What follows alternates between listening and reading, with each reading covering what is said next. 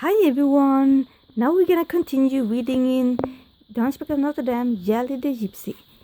And we read first chapter 1 to 3, and now we continue from chapter 4.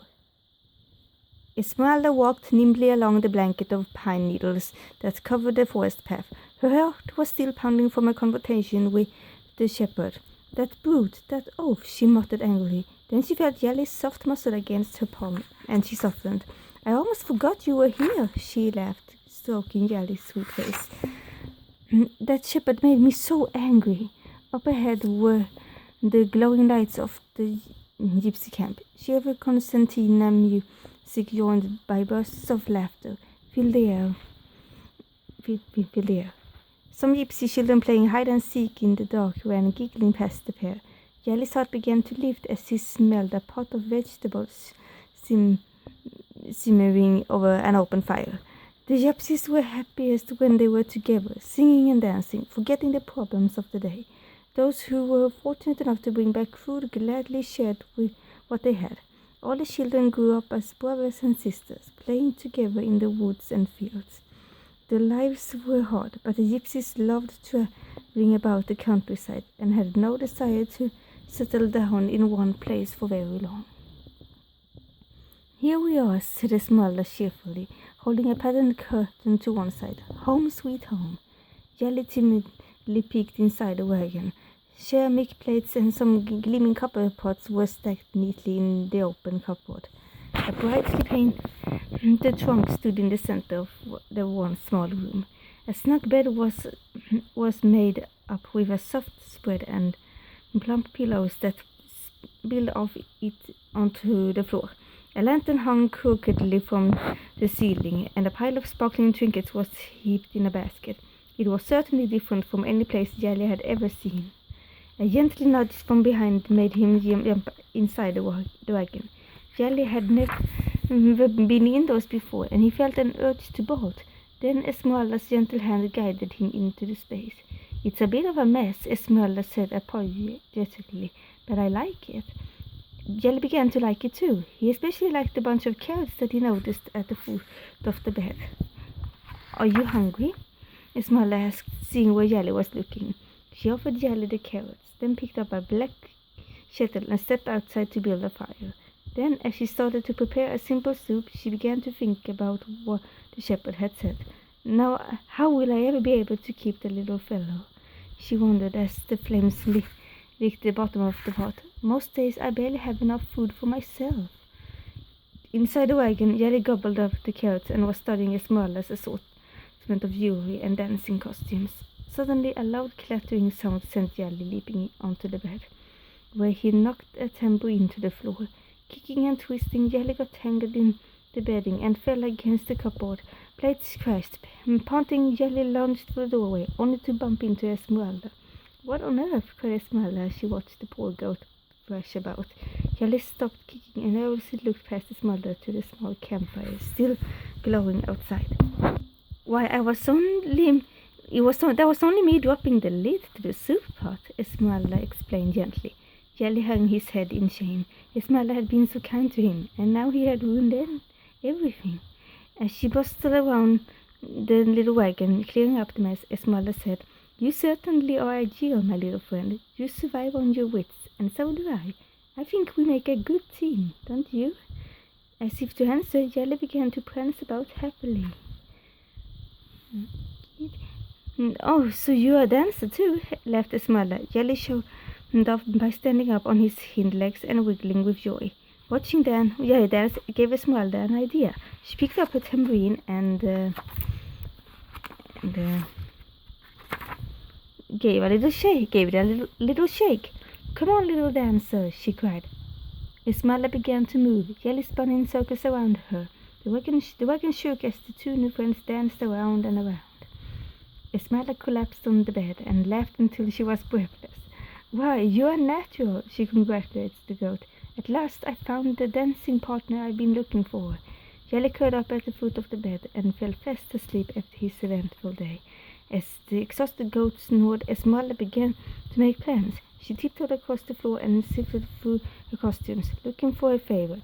She stitched the tear in a scarf and polished her rings and bracelets.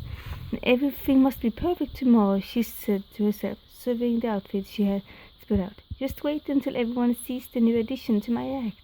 Satisfied that everything was in order, Esmeralda climbed between the covers and finally fell asleep. Chapter 5. Esmeralda and Djali slept peacefully until morning. As the sun rose over the trees, Esmeralda yawned and gently prodded Djali with her foot. Wake up, lazy bone, she said. We have a busy day ahead of us. Dressing quickly, Esmeralda tied a vibrant scarf around her waist and laid golden bracelets on both arms. Twirling around, she caught a glimpse of herself in a tiny mirror and smiled. Another bracelet wouldn't hurt, she said to Djali. Djali's stomach growled, but Esmeralda shook her head. We must work before we eat, she told him. If we do our work well, we'll have a feast tonight. A light twinkling of Esmeralda's bracelet joined the sounds of gypsy families leaving for the city. Djali peered out of the dark wagon into the sunshine and saw bands of people strolling hand in hand and singing. They were off to find whatever work they could. Times were very hard, and the gypsies often had trouble making enough money to feed their families. Ready? Asked Esmeralda. Together they joined the others and headed toward the towering cathedral. The lively gypsy caravan made its way over an old stone bridge leading into the town. Long shadows from the cathedral bell towers made the water look eerie and dark, but it was the sight of the shepherd sitting on the riverbank that made Djali shiver. So you've kept a little freeloader, called the shepherd when they passed. Djali shuddered and pressed closer to Esmeralda. Esmeralda just held her head high. We'll show him, she whispered to Djali confidently. The bridge was the busiest spot in the city. Anyone having business in town had to cross it, while merchants arriving by boat had to pass under it. Families of gypsies called out greetings to Esmeralda, who waved back. Esmeralda draped an embroidered cloak over one of the bridge walls. No, she cried as Djali tried to nibble a corner. The bridge became crowded with gypsies, merchants, farmers, children, clergy, and workmen. Esmeralda hopped up and balanced herself on the crumbling stone wall. She raised her tambourine over her head and shook it very lightly. The sight of the beautiful young gypsy woman poised on the bridge made everyone stop for a moment. As the sound from the tambourine filled the air, they all stepped back to give her room. Esmeralda leaped off the wall and began her dance. Her arms swept gracefully before her as she spun and whirled. The tambourine in her hand never stopped shaking. Fantastic, cried a man in the crowd, tossing a coin before her. Djali dashed forward and promptly gobbled up the coin to the delight of the assembly. Esmeralda smiled at the man and glared at Djali, but never missed a step in her dance. She skipped over to the goat and said to the crowd, My little goat will have to earn that money now. And with a loud clap of the tambourine against her hip, she motioned Djali to dance. Djali scampered in front of Esmeralda and began to dance along with her. The crowd of people roared with laughter. Soon, copper and silver coins were raining down on the dancing pair. Seeing this, Esmeralda moved her feet even more quickly, and she spun around so that her dress flared out in a wide circle. Faster, cried the townspeople. Esmeralda's dance picked up speed, and Djali kept up with every step. Soon the people were clapping and stamping their feet in time with the tambourine.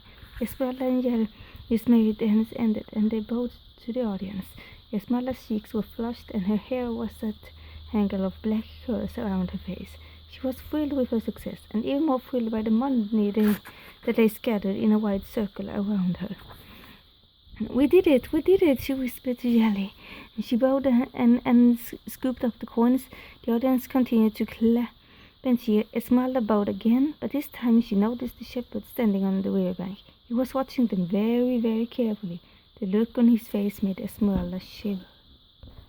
Alright, you guys, it's taking a little longer time than I thought it would, so I think we will have to split up to a few more videos. So it will not be just 2 videos. We have to split up a few more because we're almost getting to 10 minutes here again. So yeah, see you again next time.